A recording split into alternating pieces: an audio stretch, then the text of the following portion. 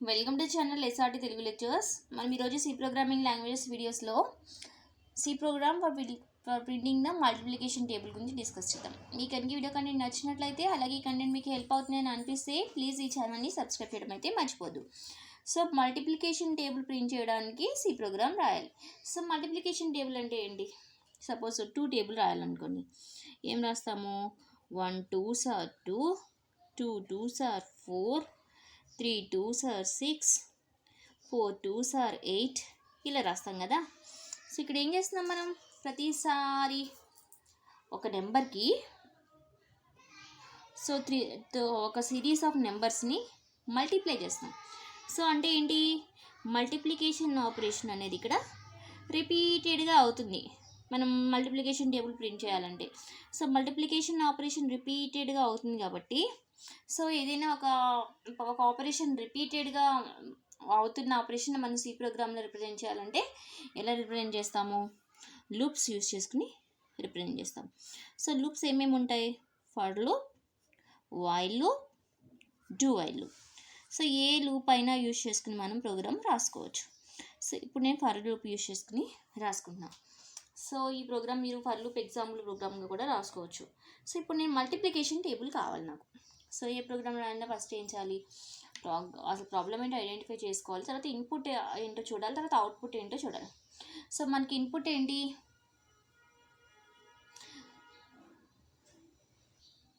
So మనకి input ఏంటి?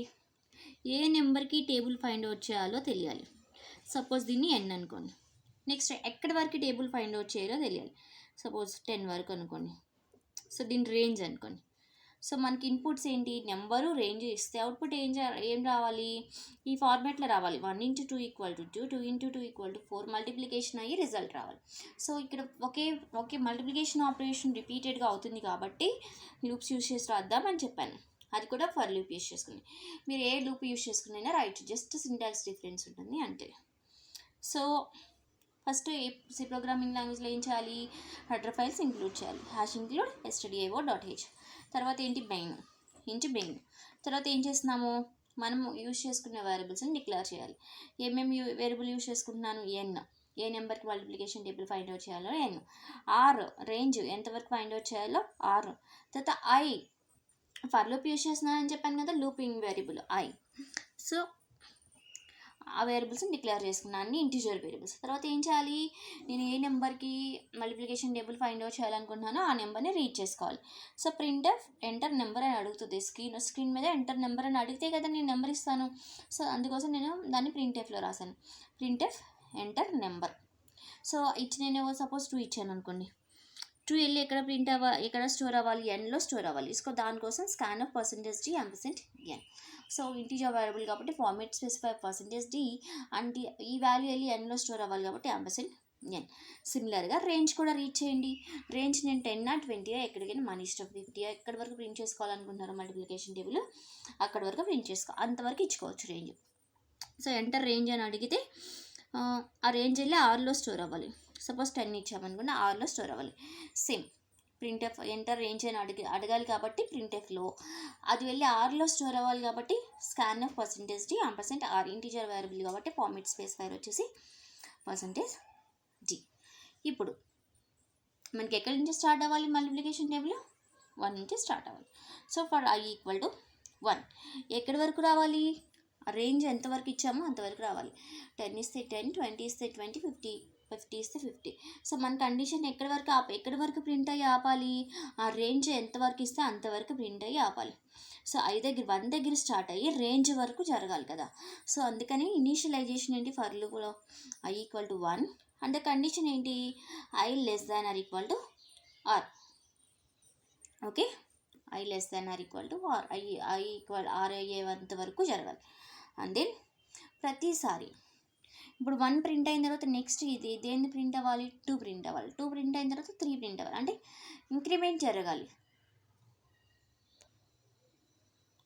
So 1 print అయిన తర్వాత 2 ప్రింట్ అవ్వాలి. 2 ప్రింట్ అయిన తర్వాత 3 ప్రింట్ అవ్వాలి. అలా మన రేంజ్ వరకు ఏమవ్వాలి? ఇంక్రిమెంట్ అవుతూ ఉండాలి ఒక్కొక్క వాల్యూ.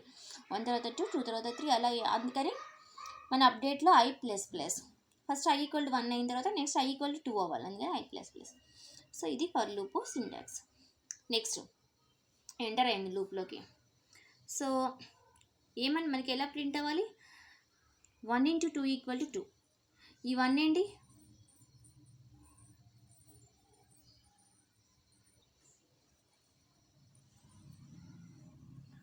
సో ఈ n ఏంటి, ఈ n 1 2 3 4 కదా, అంటే ఇదేంటి I. ఓకే, నెక్స్ట్ ఈ సారీ ఇక్కడ %d × %d అని ప్రింట్ చేస్తాం కదా. సో ఫస్ట్ %d ఏంటి, 1 2 3 4 ఇవి ఎందులో ఉన్నాయి, ఐలో ఉన్నాయి. So I. Next second %d ఏంటి, వాల్యూ n వాల్యూ, మనం ఏ మల్టిప్లికేషన్ టేబుల్ ప్రింట్ చేయాలనుకుంటున్నామో ఆ n value. So second multiplication table వచ్చేసి సెకండ్ వాల్యూ వచ్చేసి n. సో ఫస్ట్ ఈ %d వాల్యూ వచ్చేసి n.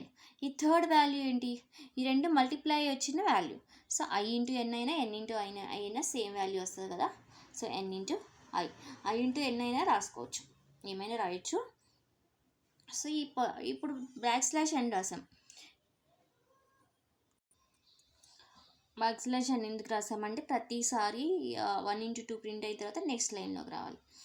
అలా ప్రతిసారి ప్రింట్ అయ్యేటప్పుడు న్యూ లైన్లోకి రావాలి కాబట్టి ఇలా రాసాం. So %d × %d = %d. So ఈ %dలు ఎలా రాసామంటే ఈ మల్టిప్లికేషన్ టేబుల్ యూజ్ చేసుకుని రాసామన్నమాట. సో ఈ ఫర్ లూప్ ఫెయిల్ అయ్యేంత వరకు మన ఫస్ట్ సారి I = 1. So I <= r condition. Suppose r = 10 ఇచ్చాను అనుకోండి, 1 <= 10 కండిషన్ ట్రూ కదా. సో లూప్లోకి వస్తుంది. లూప్లోకి వచ్చి ఏం ప్రింట్ అవుతుంది, %d × %d = %d. First %d ఏంటి, I వాల్యూ ఎంత, 1 × సెకండ్ ఏంటి n వాల్యూ ఎంత, 2. 1 × 2 = 1 × 2, థర్డ్ది n × I, 1 × 2 ఎంత, 2. సో అగైన్ కండిషన్ అప్డేట్ అయ్యి ఎంత అవుతుంది, 1 I + 2 అవుతుంది. 2 <= 10 కండిషన్ ట్రూ. అగైన్ లోపలికి వస్తుంది. లోపలికి వచ్చి \n రాసాం కదా, కొత్త లైన్లోకి వస్తుంది, ఇక్కడికి వస్తుంది. వచ్చి అగైన్ %d × %d = %d. ఈ %d అంటే ఏంటి, I వాల్యూ ఇప్పుడు ఎంత అయింది, 2 అయింది. 2 × ఈ %d అంటే ఏంటి, n. 2 = ఈ %d అంటే ఏంటి, n × I. సో 2 × 2 4.